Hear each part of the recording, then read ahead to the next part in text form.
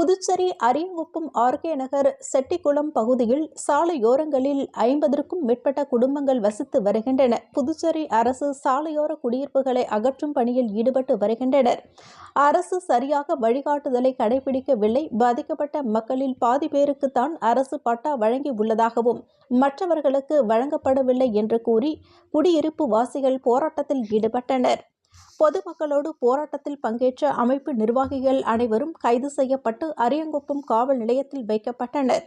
போராட்ட களத்தில் பங்கேற்ற குடியிருப்பு வாசிகள் அரியங்குப்பம் சட்டமன்ற உறுப்பினர் ஒருதலை பட்சமாக செயல்படுவதாகவும் புதுச்சேரி அரசு மாவட்ட ஆட்சியர் குடியிருப்பு வாசிகளை நேரில் சந்தித்து பேசி அனைவருக்கும் சட்ட ரீதியாக நடவடிக்கையினை பின்பற்றி பிறகு ஆக்கிரமிப்புகளை அகற்றும் பணியினை உடனே கைவிட்டு பாதிக்கப்பட்ட மக்களின் வாழ்வுரிமையினை பாதுகாத்திட நடவடிக்கை மேற்கொள்ள வேண்டும் என கோரிக்கை விடுத்தனர். இதனால் அங்கு சிறிது நேரம் பரபரப்பு ஏற்பட்டது.